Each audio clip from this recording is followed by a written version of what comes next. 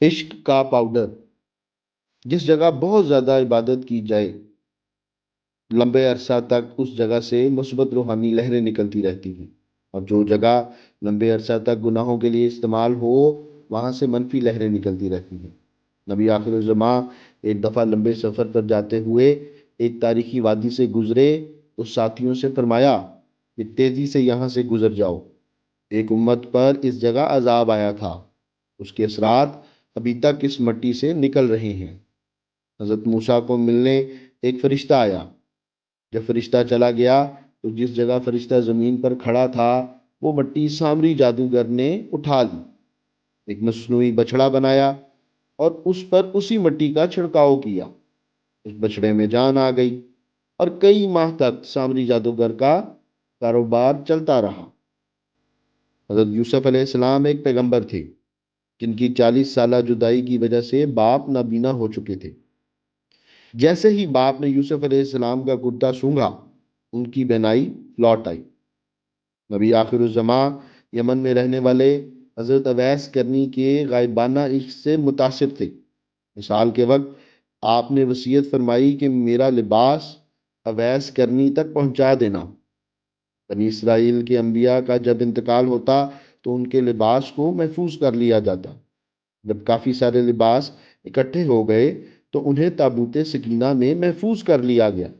قرآن پاک میں اس کا ذکر یوں ہے: وہ صندوق تمہارے پاس آئے گا جس میں تمہارے رب کی طرف سے تمہارے سکون و اطمینان کا سامان ہے، اور جس میں آل موسیٰ و ہارون کی چھوڑی ہوئی چیزیں ہیں، جسے فرشتے اٹھائے ہوئے ہوں گے۔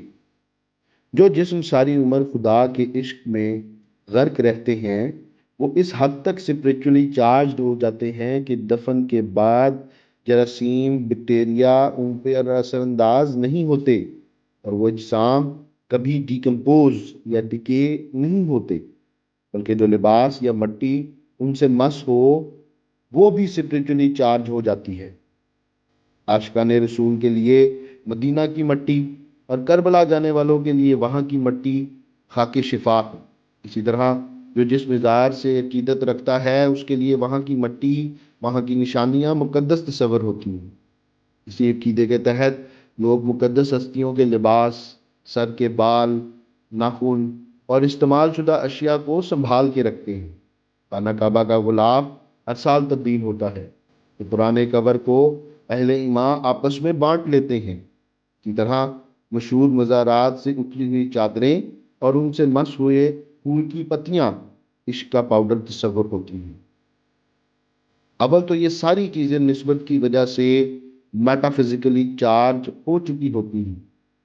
اگر نامکمل سائنس اس روحانی تبدیلی کو ڈیٹیکٹ نہ بھی کر سکے تو لوگوں کا بلیف، عقیدہ اتنا پختہ ہوتا ہے کہ پلیسیبو ایفیکٹ کے تحت ان تبرکات کو دیکھتے ہی لوگوں کو شفا مل جاتی ہے، اور بعض لوگوں کے اندر عشق کی لہریں بھی منتقل ہو جاتی ہیں۔